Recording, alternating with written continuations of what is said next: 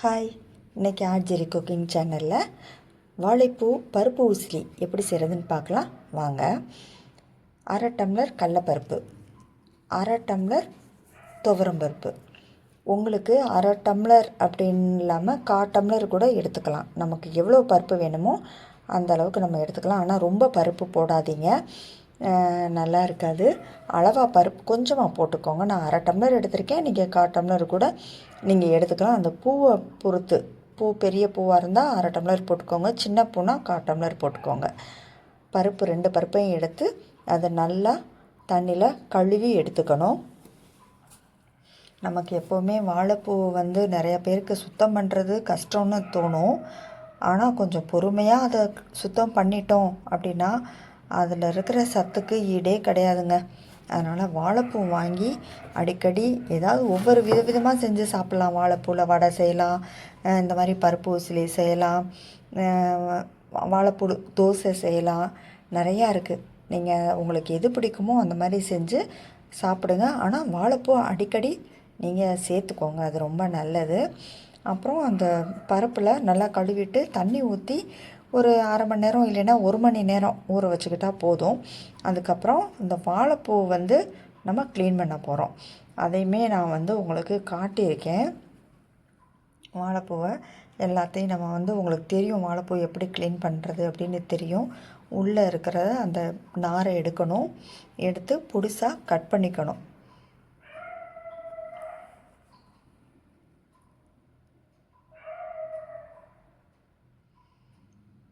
அந்த பருப்பு ஒரு 2 மணி நேரம் ஊறினா நல்லா இருக்கும். ஆனால் தேவையில்லை, 1/2 மணி நேரம் 1 மணி நேரத்துலேயே பருப்பு நல்லா ஊறிடும். நம்ம பருப்பு வடை செய்வோம்ல, ஆமை வடை செய்வோம்ல, அதே மாதிரி தான் அந்த பருப்பை நம்ம ரெடி பண்ணி ஊற வச்சுருக்கோம்.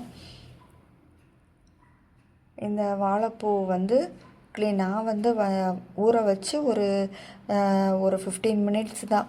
அதுக்கப்புறம் நான் வாழைப்பூ க்ளீன் பண்ண ஆரம்பிச்சிட்டேன். ஊற வச்சுட்டு 15 மினிட்ஸ் கழித்து வாழைப்பூ க்ளீன் பண்ண ஆரம்பிச்சிட்டேன் நான். இந்த அடியில் இருக்கிறத அப்படியே நம்ம சாப்பிட்டுக்கலாம். சாப்பிட விருப்பம் இல்லாதவங்க அதை கூட சின்னதாக கட் பண்ணி போட்டுருங்க. உள்ளே அந்த நார் எடுக்கிற மாதிரி இருக்காது, குட்டி குட்டியாக தான் அந்த பூ இருக்கும். அதை எடுக்கணும்னு அவசியம் கிடையாது. அதை தெரியாதவங்களுக்கு சொல்கிறேன், இதெல்லாம் எங்களுக்கு தெரியாதா அப்படின்ற மாதிரி நினச்சிடாதீங்க. தெரியாதவங்களுக்காக நான் சொல்கிறேன். அதை கூட அப்படியே சாப்பிட்லாம். சாப்பிட்டோம்னா அது கூட நமக்கு நல்லது தான். க்ளீன் பண்ணிவிட்டு அந்த கையில் வச்சு லேசாக இது பண்ணோன்னா அந்த பூ விரிஞ்சு கொடுத்துரும். அப்போ உள்ளேருந்து அந்த இதை எடுக்கிறதுக்கு ஈஸியாக இருக்கும்.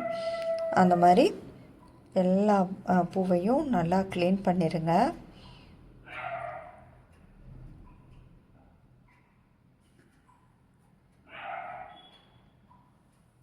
இதையே வாழைப்பூ வடையாகவும் செஞ்சு சாப்பிட்லாம். சாயந்தரம் அந்த டீ சாப்பிட்ற டயத்தில் கூட வடை சாப்பிட்டுட்டு இது பண்ணலாம், டீ குடிச்சிக்கலாம். இந்த உசிலி எத்தனை பேர் வீட்டில் செய்வீங்க அப்படின்றது எனக்கு தெரியல, கமெண்ட்டில் சொல்லுங்கள். இது எல்லாருக்குமே தெரியும், நல்லாயிருக்கும் இது. அதை ஒரு கொஞ்சம் தண்ணியில் மஞ்சத்தூள், லேசாக உப்பு, நான் கல் உப்பு போட்டிருக்கேன்.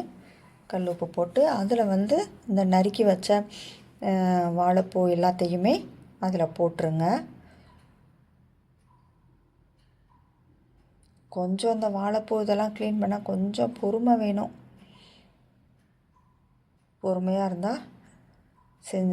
இருந்து செஞ்சோம்னா நமக்கு கொஞ்சம் நல்ல சத்து கிடைக்கும். வீட்டில் உள்ளவங்களுக்கும் அது நல்லாயிருக்கும்.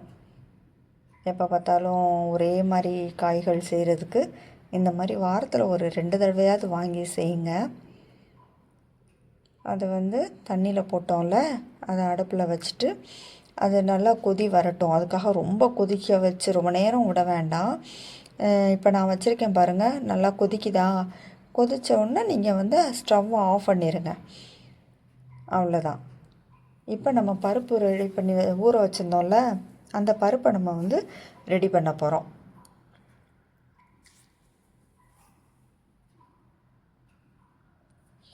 அந்த பருப்பை தண்ணியை ஃபுல்லாக வடிச்சிருங்க. தண்ணியோடு போட்டிங்க அப்படின்னா ரொம்ப மைய அரைச்சிரும். நமக்கு வந்து அப்படி அரைக்கக்கூடாது, குறப்பாக தான் இருக்கணும். அதனால் தண்ணியை நல்லா வடிச்சிருங்க. வடிச்சிட்டு அதோட காஞ்ச மிளகா, பெருங்காயத்தூள், தேவையான அளவு உப்பு. சில பேர் வந்து சோம்பு சேர்த்துக்கிருவாங்க. உங்களுக்கு இஷ்டப்பட்டால் சோம்பு சேர்த்துக்கோங்க. நான் போடலை, சோம்பு சேர்க்கலை நான். உங்களுக்கு தேவைப்பட்டுச்சுன்னா நீங்கள் சேர்த்துக்கோங்க, அது உங்களுடைய விருப்பம். நான் சேர்க்கலை. நான் வந்து உப்பும் காஞ்ச மிளகா மட்டும், நம்ம உரப்புக்கு ஏற்ற மாதிரி காஞ்ச மிளகா போட்டுக்கோங்க. நான் ஒரு 5-6 மிளகா போட்டிருந்தேன். உங்களுக்கு எவ்வளோ வேணுமோ அந்த மாதிரி நீங்கள் போட்டுக்கோங்க. போட்டுட்டு குறப்பாக அரைக்கணும். நல்ல இதாக அரைச்சிடக்கூடாது. தண்ணி ஊற்றாமல் அரைங்க, அதுதான் கரெக்டாக இருக்கும்.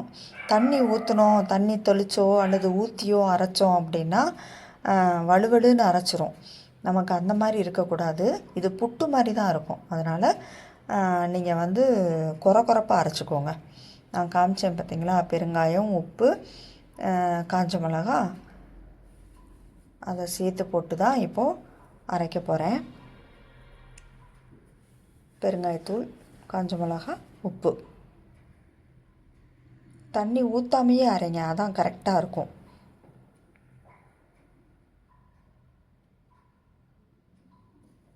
ஏன்னா அதில் ஏற்கனவே பருப்பு ஊறி இருக்குது பார்த்தீங்களா, அதில் ஏற்கனவே ஈரப்பதம் இருக்கும். அதனால் இதில் நம்ம தண்ணி வேறு தெளித்து இது பண்ணோன்னா ரொம்ப நல்லா இதாக அரைச்சிரும். அதனால் அந்த மாதிரிலாம் நம்ம கரைக்கக்கூடாது. இப்போ நம்ம அந்த வாழைப்பூவையும் ஃபில்டர் பண்ணி எடுத்துக்கலாம். ஏன்னா வாழைப்பூலையும் தண்ணி இருக்கக்கூடாது. இப்போயே நீங்கள் அதை ஃபில்டர் பண்ணி வச்சிட்டிங்கன்னா அதில் இருக்கிற தண்ணி எல்லாமே வடிஞ்சிட்ருக்கும், அது பாட்டுக்கு வடிஞ்சிட்ருக்கும். அதனால் அதை வடிச்சிட்டு அப்படி ஓரமாக எடுத்து வச்சுருங்க, அது பாட்டுக்கு தண்ணி வடியட்டும். இந்த பக்கம் நம்ம வந்து இந்த பருப்பை குறப்பாக அரைச்சிட்டு வந்துடலாம். பார்த்திங்களா, தெரியுதா உங்களுக்கு வீடியோவில்? தெரியுதான்னு எனக்கு தெரியல. ஆனால் மைய அரைக்கக்கூடாது, குறப்பாக அரைச்சிக்கோங்க. தண்ணி ஊற்றாம தான், நான் தண்ணியே சுத்தமாக சேர்க்கலை. அப்புறம் இட்லி பாத்திரம் இருக்குல்ல, நம்ம இட்லி அவிக்கிறோம்ல, அந்த தட்டில் அரைச்ச எல்லாத்தையும் எடுத்து வச்சு ஒரு 10 நிமிஷம் இட்லி பாத்திரத்தில் வச்சு வேக வச்சுக்கணும். 10 அல்லது 15 நிமிஷம் வச்சா போதும். ரொம்ப நேரம் வைக்கணும் அப்படிலாம் அவசியம் கிடையாது. 10லேருந்து 15 நிமிஷம் வச்சுக்கோங்க.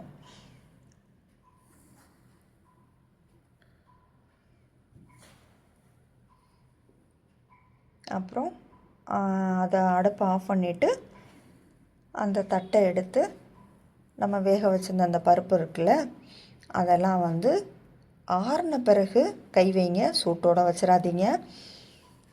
ஆறின பிறகு அதை கையால் உதுத்து விட்டு வைக்கலாம். இல்லை அப்படின்னா மிக்ஸி ஜாரில் போட்டு பல்ஸ் மோடில் சும்மா லைட்டாக அரைச்சி எடுத்துக்கோங்க. நமக்கு தேவை வந்து அது நல்லா அந்த இப்படி கட்டியாக இருக்குது பார்த்தீங்களா, அதெல்லாம் இல்லாமல் உதிர்ந்து வரணும். நான் வந்து கையில் தான் உதுத்துக்கிட்டேன், மிக்ஸி ஜார்லலாம் நான் போடலை. சூடாக இருக்கிறதுனால ஒரு கரண்டியை வச்சு அதை லேசாக உடச்சி விட்டுட்டேன். அப்புறம் ஆறின பிறகு கையால் தான் நான் உதுத்து விட்டுக்கிட்டுவேன்.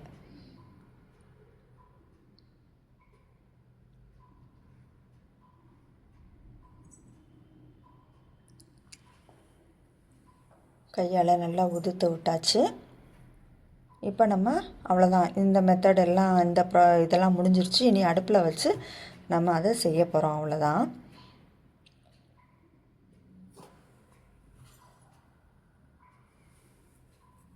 அடுப்பில் ஒரு பாத்திரம் வச்சு எண்ணெய் ஊற்றி கடுகு, உளுந்தம்பருப்பு, கருவேப்பிலை எல்லாம் சேர்க்க போகிறோம். எல்லாம் எப்போது நம்ம ரெகுலராக தாளிப்போம்ல, அதே தாளிப்பு கொடுக்க போகிறோம், அவ்வளோதான். கடுகு உளுந்து போட்டாச்சு. அடுத்து காஞ்ச மிளகா,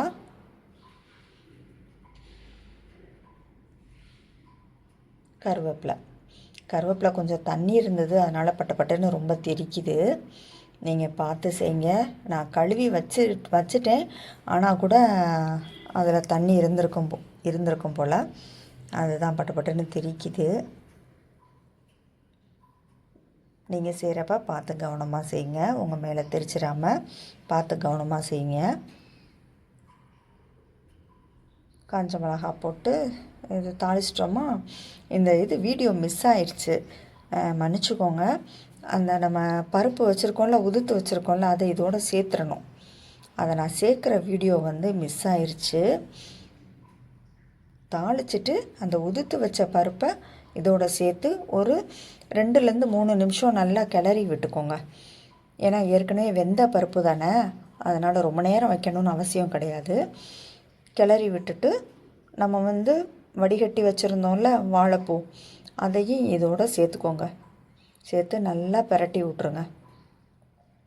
இந்த ஸ்டேஜில் நம்ம உப்பெல்லாம் போடக்கூடாது, ஏன்னா ஏற்கனவே நம்ம உப்பு போட்டுட்டோம். வாழைப்பூ தண்ணியில் மஞ்சள் போட்டு கொஞ்சம் உப்பு போட்டிருந்தோம். அது மாதிரி பருப்பும் அரைக்கும் போதும் நம்ம அதில் கொஞ்சம் உப்பு போட்டோம். அதனால் இந்த ஸ்டேஜில் உப்பு எதுவும் போட்டுறாதீங்க.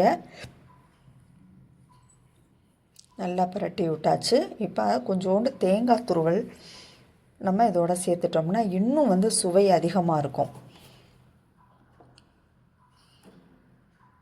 இதே இதை இந்த ஸ்டேஜ்லேயே அடுப்பை மீடியம் ஃப்ளேமில் வச்சுக்கோங்க, ஃபுல்லாக வைக்காதீங்க. அது அழகாக எவ்வளோ உதிரியாக வந்திருக்கு பாருங்கள்.